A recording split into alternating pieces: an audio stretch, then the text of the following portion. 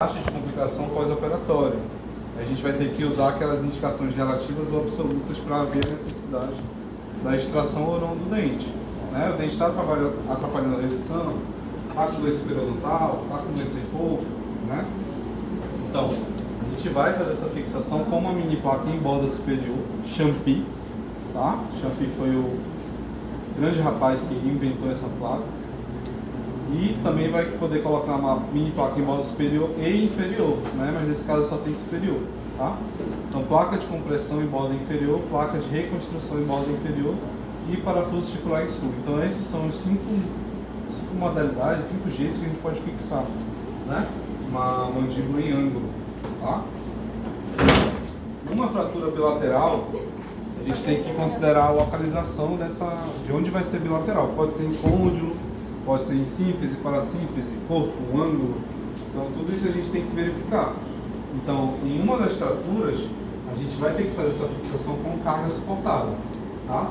Sendo uma placa de reconstrução tipo lock ou 2 mini placas. Normalmente na região dentada, não ângulo ou côndilo. Então, o que significa isso? Normalmente na região dentada, não ângulo ou côndilo. Então, a gente só vai fazer esse tipo de 2 mini placas ou uma placa de reconstrução tipo lock. Essa placa de reconstrução tipo lock, pessoal, é aquela placa 2.3, 2.4, 2.6 milímetros. São as placas, os nomes também são placas de reconstrução, tá? Então, toda vez que você vai utilizar esse tipo de placa, você pode falar que você está reconstruindo a mandíbula, tá? Então, aqui, ó, aqui a gente consegue ver a diferença, ó, de uma mini placa 2.0, tá? Tanto na região de tensão, tanto na região de compressão, para uma placa de reconstrução. Tá vendo a diferença? Ó. Então aqui a gente tem uma placa normal de 2.0 milímetros e aqui tem uma placa de provavelmente 2.4 milímetros, tá? Então aqui a gente consegue fazer essa mistura, né, de placa suportada e placa compartilhada, tá? Aqui a gente vê a placa de Champi, né? E a gente tem o traço de fratura e a placa de Champi com o terceiro molar incluído. Não pode cortar. Naquela figura ali, não é? Qual? Essa aqui? Não, aquele espaço que faz para colar. Ainda não foi pressionado, passado, não puxou, ou ele vai ficar assim de novo? Provavelmente teve perda de substância. Aí, no caso, seria uma de segunda intenção, porque ficou muito. A gente não chama tanto assim porque está muito próximo. Seria o mais distante para cima. Mais de 3 milímetros, geralmente. Exato. Mas os livros, eles não fazem muito essa distinção, não. Fazem quando está muito longe, entendeu? Aí a gente precisa usar. Mas, ó, tá vendo aqui, ó, aqui não dá pra ver, mas aqui ela abre. Então, essa fratura, ela tá fina aqui, mas aqui ela já está bem distante. Por isso que ele está usando uma placa de reconstrução aqui na base lá. Entendeu? Aqui não, tá vendo? Ó? A gente nem consegue ver a linha de fratura direitinho. Então tá muito próximo. Então a gente não precisa usar uma placa de reconstrução. Entendeu? Aqui a gente está usando uma placa de reconstrução por algum motivo. Provavelmente foi arma de fogo aqui. Eu tô vendo estilhaço, ó. Tá vendo que tem estilhaço aqui? E aqui, gente, é aquela marrinha em escada que é feito no osso, tá? Então aqui não é feito no dente. Aqui também tem uma marrinha, tá? Mas essa marrinha aqui é um tipo de fixação interna não rígida, tá? Então aqui, quando vocês forem ver uma panorâmica, ó, mini placa unitária de 2 milímetros colocada ao estilo Champi. Então é assim que vocês vão ver essa Champi. É muito comum, tá? O paciente geralmente fratura em ângulo, faz esse tipo de tratamento, tá? Deixa eu ver aqui o que ele fala nessa... só fala que é de reconstrução mesmo, não fala o motivo, né? Oi? Aqui? Não, primeiro mesmo. Primeiro, ela faz uma boa compressão. Só que geralmente está associado ao terceiro molar. Então, toda vez que você tiver esse dente aqui associado, geralmente ele vai atrapalhar essa fixação. Vai ser poucos os casos que ele não vai atrapalhar. Por exemplo, aqui eles decidiram não remover. Mas, gente, eu já removi isso. Entendeu? Eu não sei como estava na cirurgia, obviamente, né? vai ver que estava bem certinho, então só fixar na placa, tudo certo. Mas imagina, esse dente aqui está incluso. Então como é que ele vai saber onde que ele vai fazer a fixação do parafuso? Entendeu? É muito difícil você não acertar o dente aqui. Entendeu? Eu acho que nesse caso seria mais interessante. Mais interessante remover, porque o paciente já vai precisar remover isso aqui depois. Entendeu? Já faz em um momento só. Então essa aqui, ó, gente, é a placa de reconstrução, tá vendo? Aí nesse caso está sendo usado numa fratura cominuída. Lembra como é que a gente define uma fratura cominuída? São várias linhas de fraturas que não se comunicam, geralmente. Ou que se comunicam e fazem com que tenha vários traços, vários pontos mandibulares soltos. Tá? Então, na fratura de mandíbula cominutiva, vai ser necessária carga suportada, 2.3, 4 ou 6, em ambos os lados. Tá? O segmento principal, que é o corto distal e proximal, vai ter essa placa de reconstrução. E nos segmentos menores, em placas. Ou seja, o que ele quer dizer com isso? Nesses principais, esse é o distal e esse é o proximal. Eu vou usar a placa de reconstrução. Se tiver ainda aqui não tão fixo, eu posso colocar uma placa de 2.0 aqui. Entendeu? Não tem problema nenhum, vai ajudar inclusive. Tá? E nas cominuições graves, ela pode ser feita de maneira inversa. O que é essa maneira inversa? Primeiro eu coloco as placas de 2.0 para montar o meu quebra-cabeça, para depois eu criar o suporte com a placa de 2.3, 2.4, tá? Para poder criar esse suporte para a mandíbula. Então também é usado em macromandíbula atrófica edêntula, tá? Em alguns casos a gente faz até enxerto de costela, tá? Fixada com fio, para poder ajudar na distribuição de forças oclusais dessa mandíbula. Por quê? Essa mandíbula atrófica, se ela não for bem feita, essa cirurgia, for bem colocada essa placa, essa distribuição de força ela vai ser errônea. Então vai criar fratura. Porque você vai criar um atrito ali desnecessário que não havia antes daquela placa. Tá?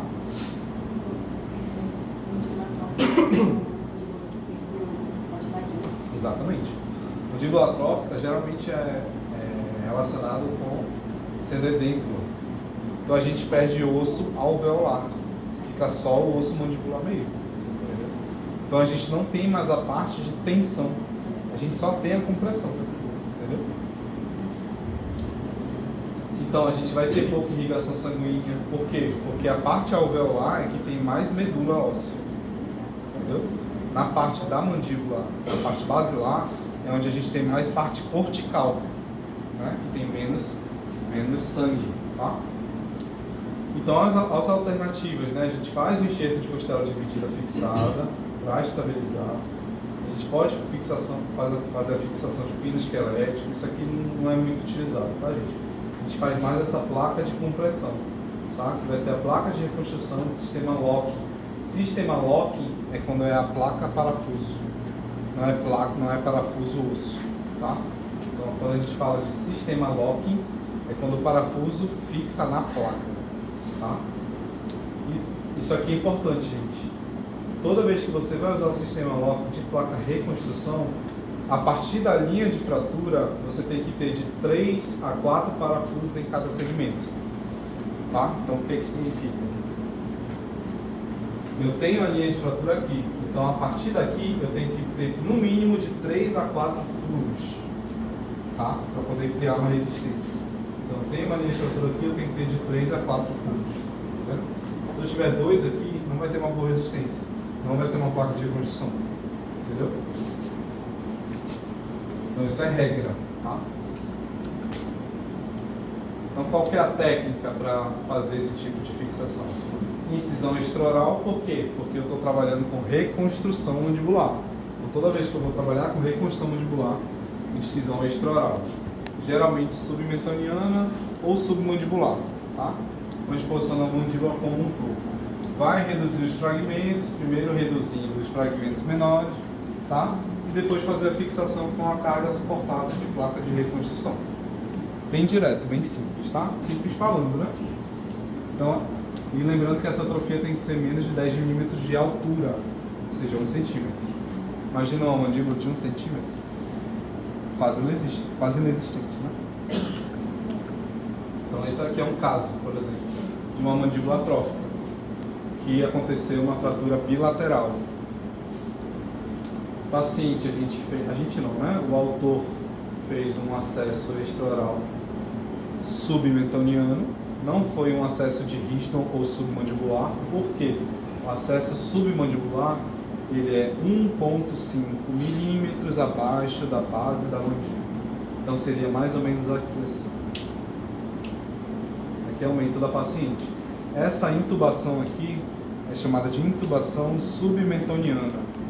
Geralmente o paciente ele faz ou intubação nasal ou intubação submentoniana. Por que ele não pode fazer intubação oral? Porque a gente precisa da oclusão, né? Como referência. Como é que ele vai fechar a boca com um tubo lá dentro? Então ele é feita a intubação submentoniana, faz o acesso submentoniano também, expõe toda a mandíbula. Que tipo de fratura é essa aqui?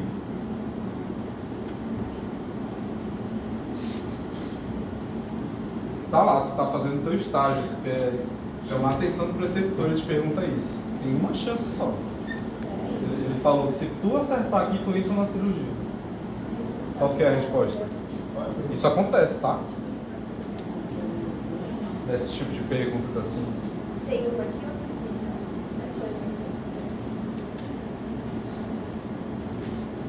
Faz o planejamento reverso. Se tem toda a mandíbula, por que tem toda a mandíbula?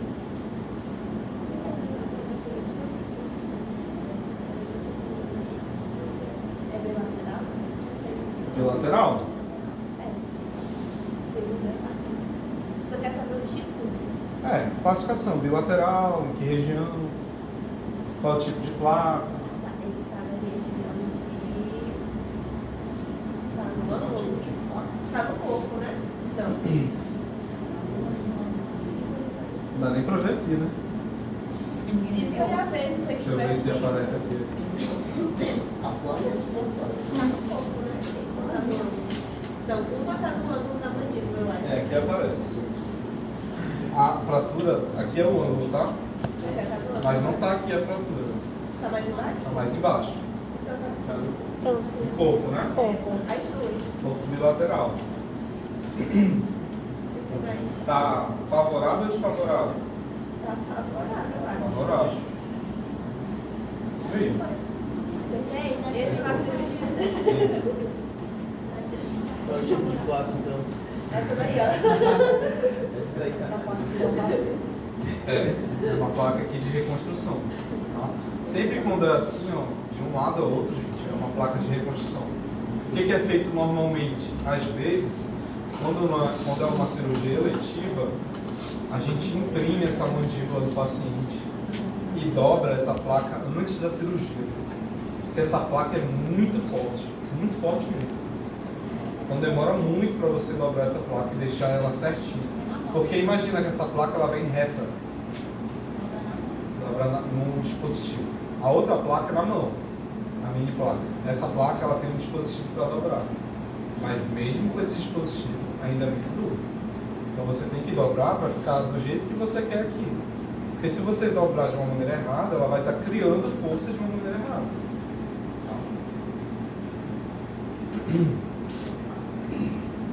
Então, em paciente pediátrico, gente, o que muda em paciente pediátrico? Tudo? A placa é mesmo. Fazer logo uma Não, a placa é a mesma. A placa é para amarrar o menino primeiro. Mas na anatomia, o que muda? Crescimento, né? O paciente ainda está em crescimento. Então, nas fraturas vai ter maior elasticidade óssea. Então a gente vai ter muitos germes dentários. Então é muito mais fácil às vezes ter uma fratura de mandíbula no paciente pediátrico também, tá? Então essas fraturas vão ser minimamente deslocadas, geralmente vão ser galho verde, por causa do potencial de movimentação muscular. Não vai ter muito movimento muscular. Entendeu? Então, crianças abaixo de 5 anos, fratura com mínimo deslocamento, vai ter um tratamento conservador. O paciente ele vai entrar em dieta líquida pastosa e vai ficar em observação. Tá? Se fosse paciente adulto, mesmo com mínimo deslocamento, a gente já faria a fixação interna rígida. Tá? Agora, se tiver com deslocamento, a gente faz o tratamento cirúrgico. Tá? Crianças acima de 5 anos com dentição permanente ou mista é igual ao adulto. Tá? Então, a gente faz ou bloqueio maxilomandibular com fio de aço associado ou não à barra, ou a gente faz a fixação interna rígida. Então, o que muda da criança? Só uma coisa. Se não tiver deslocamento e ela tiver menos de 5 anos, tratamento conservador. É isso. Tá? E dieta líquida e pastosa, mais observação. Tá bom? No tratamento incruento de côndilo, gente. Agora a gente está em fratura de côndilo. Tá? A gente faz incruento em muitas vezes no tratamento de côndilo. Tá? Então a gente vai, nesse tratamento, o que a gente vai fazer? A gente vai restabelecer a oclusão com barra de Ehrlich, né? Com tudo aquilo que a gente já falou. Tá? Vai fazer o bloqueio maxilomandibular, só que no côndilo a gente vai também usar elásticos ao lado da lesão. Tá? Esse elástico vai trazer essa maxila ou a mandíbula. Tá? Porque lembra que o côndilo ele vai fraturar, certo? Então a mandíbula ela vai querer ir para a superior, porque vai ter espaço para ela ir. Então a gente não pode deixar isso acontecer. O paciente ele vai querer virar perfil 3, classe 3. Lembra como é que é perfil classe 3 ou classe 2? Exatamente. Então a gente não pode deixar isso, a gente vai ter que usar elástico. Tá? Vai fazer uma reabilitação funcional precoce, com exercício de amplitude, vai pedir para o paciente ficar abrindo e fechando a boca. Ou então a gente vai pedir para o paciente, sabe aqueles palitos de picolé? Você vai colocar 1, 2, 3. Ah, só dá 3, doutor. Você vai colocar 4. Aí no outro dia, coloca 5. Aí ele vai aumentando essa abertura. Porque se ele fechar, gente, qual é o risco de... O que pode acontecer se o paciente ficar com muito tempo com a boca fechada, tendo fratura de côndilo? Anquilose. Se acontecer anquilose, e aí? Como é que ele vai abrir a boca? Se ele não consegue nem mexer a articulação. Então é um risco muito grande. Tá? Então, essa parte de reabilitação funcional precoce aqui em fisioterapia é muito importante quando a gente fala de tratamento incruento das fraturas condilares. Tá? No Miloro, lá tem alguns passos, são 7 passos, né? Depois de uma fratura de côndilo. Tá? Então tem uma maneira agressiva desse paciente, para a gente tratar esse paciente. É meio que hipocrisia, né? Você tá fazendo um tratamento conservador de uma maneira agressiva. Então depois eu mandei, não sei se eu mandei pra Raquel, eu mandei pra ti o livro do Miloro. Não. Vocês têm o livro, gente? Eu vou mandar pra vocês, tá? É importante ler isso também. É bem grande. Tem mais de 1000 páginas. 2407. Hã? 2407. 2000? Olha aí, ó. Ele é o hacker do livro aqui pra Tu fora. tem o livro? Tem todos os livros. Todos que É. Então, a gente tem que restaurar essa função mandibular e funcional, tá, gente? Com essa fisioterapia. Agora, no tratamento cruento, isso aqui é importante. Indicação relativa e indicação absoluta. Quando que é a indicação relativa de tratamento cruento de uma fratura de côndilo? 1. Fratura côndilo bilateral com fratura cominutiva em terço médio da face. Isso aqui é relativo. Por quê? Dependendo do tipo de fratura, eu já vou ter um acesso direto ao côndilo. Então eu já aproveito e fixo aquele côndilo. Tá? Caso em que o bloqueio maxilomandibular não seja viável, lembra daqueles tipos de paciente que a gente não consegue fazer o bloqueio? Então, esses pacientes entram na indicação relativa. Fratura bilateral com impossibilidade de detectar oclusão adequada. Então, o paciente teve fratura bilateral, seja de corpo de côndilo, seja de côndilo, ele não vai conseguir manter aquela oclusão com elástico, então a gente vai ter que abordar cruento, tá? Fratura bilateral associada com espasmo muscular persistente e MAA. Esse MAA é músculo aponeurótico, tá? É quando o músculo ele tem uma ação involuntária, tá? E geralmente essa ação involuntária, ou espasmo, ela é persistente. Então a gente tem que agir por conta disso. O que acontece? Quando a gente fratura, às vezes, o côndilo, tem muitos ligamentos na cápsula. E esses ligamentos eles ficam tensionados. Essa tensão muscular que cria esses espasmos, tá? Isso o paciente sente muita dor, gente. Muita dor mesmo, tá? Fratura com luxação. O que é luxação? Para restaurar posição e função do menisco. O que é isso aqui? Fratura com luxação para restaurar posição e função do menisco. É quando o côndilo sai do lugar e ele não consegue voltar, tá? É basicamente isso. Então tu não vai conseguir mais ter abertura e fechamento bucal, tá? Fratura com deslocamento anteromedial. Então o côndilo fraturou, ele foi para anterior ou posterior, a gente tem que fazer o tratamento cruento, tá? Indicação absoluta, gente. Agora isso aqui é com certeza você tem que fazer um tratamento cruento, tá? Deslocamento do côndilo para dentro da fossa craniana. Por que vocês acham que tem indicação absoluta disso aqui? É bem óbvio, né? Como é que a gente sabe que foi para dentro da fossa craniana? Dois jeitos da gente saber. Oi? Não, não é isso não. Tomografia. É mais óbvio, né? E o 2 é quando tem extravasamento de líquido cefalorraquidiano. Como é que a gente sabe que é líquido cefalorraquidiano? Vai sangrar junto, não vai sangrar? Como é que a gente vai ver o líquido cefalorraquidiano junto com o sangue? Hã? Tem todo um teste para fazer isso. Mas isso vocês não precisam saber não, tá? Mas isso é legal para quem gosta, né? É legal saber. Tem um tipo de produto, na verdade, você pinga em cima do sangue e vai separar, igual óleo e água. Eles não vão se misturar, entendeu? É. Fica um halo ao redor do sangue, assim. E ele é azul mesmo, gente. Um pouco azulado. Tá? Então, penetração de... O que é isso aqui? O que é isso aqui? CE.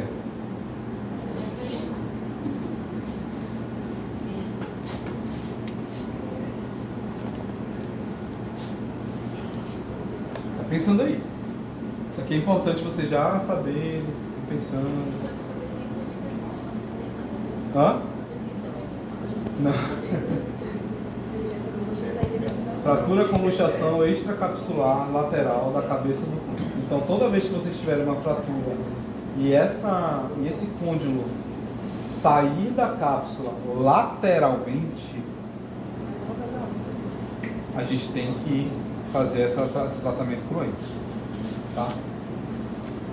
Fratura com luxação associada ao bloqueio mecânico de abertura bucal. Então, toda vez que você tiver uma fratura e ter uma luxação, que vai acontecer quando você tiver uma abertura bucal, também precisa de tratamento cruento.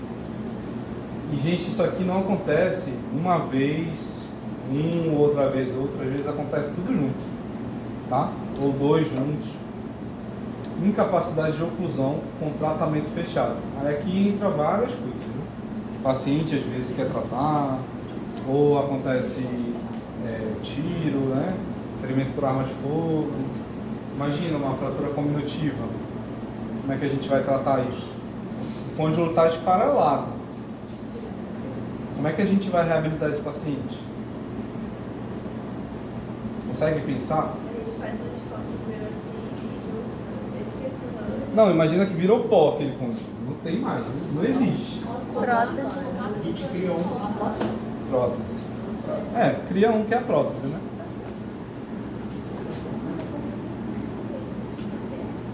O que é Não consegui pensar em nada que fosse. É cabeça ou alguma coisa? Quem acertar ganhar 0,2 pontos. Ai, meu Deus. Dá uma dica, professor. É uma substância. Não, É uma substância. Peraí, deixa eu pensar. Substância. Deixa eu só falar da redução aberta, senão a gente vai perder o foco aqui. Então, no tratamento cruento, o que a gente vai fazer no tratamento cruento? Vai acessar e vai reduzir, certo? Então, a gente vai fazer a redução aberta mais fixação. Vai utilizar placas com no mínimo 12 milímetros, tá? E vai reduzir em mesa. O que é em mesa? Casos tem desvio muito grande e significativo. Então a gente vai fazer na hora, tá? Então a gente vai meio que fazer um quebra-cabeçazinho ali, tá bom? Então quais são as abordagens de vias, né? Acesso de Risdon, que é a mesma coisa de acesso submandibular, tá? Retromandibular, transmasseter cervical alta e pré-auricular. Todos esses 4 acessos a gente consegue chegar no cônjuge.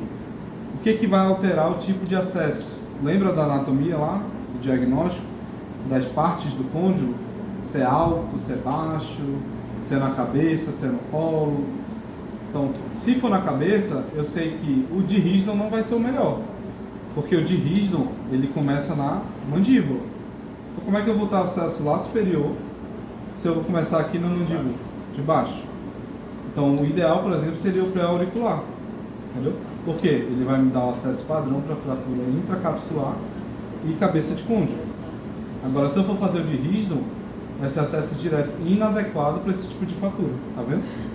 Mas ainda dá para ver, gente, tá? Ainda dá para ver. Retromandibular não é mais utilizado, em teoria, mas é utilizado sim, tá? É feita uma incisão atrás do ramo vertical, tá? Você vai usar a glândula parótida como referência e vai disseccionar subperiostealmente. Então você não vai pelo osso, você vai por cima do osso, tá? Essa transmasseter cervical alta não é muito utilizada. Então, em teoria, a mais utilizada é a pré-auricular, tá bom? Então, assim são as fixações em cônjuge, gente, geralmente. Você pode tanto colocar, se for, por exemplo, uma mais baixa, uma plaquinha de 2 milímetros, tá? Geralmente essa plaquinha ela é associada com a discopexia. O que é discopexia? Falei na última aula, né? É quando você reposiciona o disco articular, tá? Então esse disco articular, muitas vezes ele sai do local, por isso que acontece a luxação, né? Então você vai reposicionar esse disco junto com a fixação interna rígida desse cônjuge, tá? Então aqui, qual é esse acesso aqui, ó?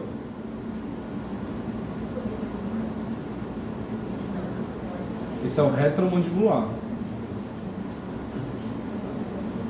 E esse aqui?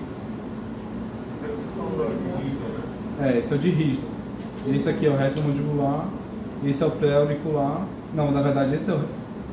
Tá separado? Esse é o retromandibular, na verdade. Todo esse aqui é o de Risdon, né? E esse aqui é o pré-auricular. O mais estético desses aí, gente, é o pré-auricular. Porque a gente usa uma ruga, né? Então a gente vai no mesmo caminho que está a eminência auricular.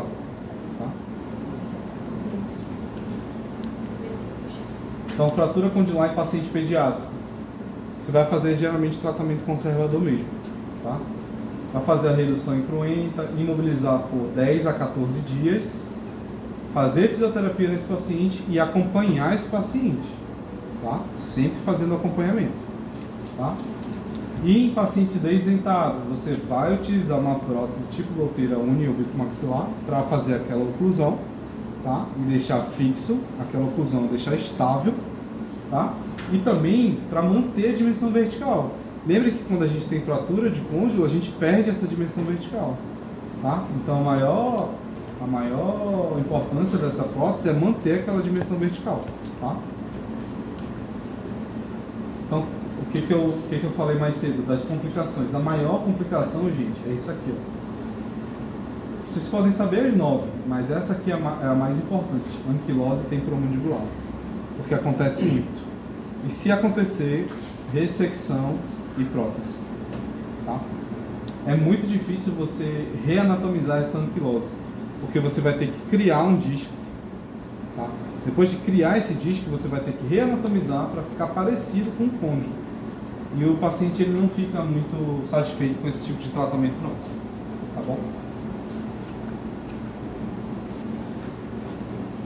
Então é isso, gente, dessa aula de fraturas. Vocês ficaram com alguma dúvida?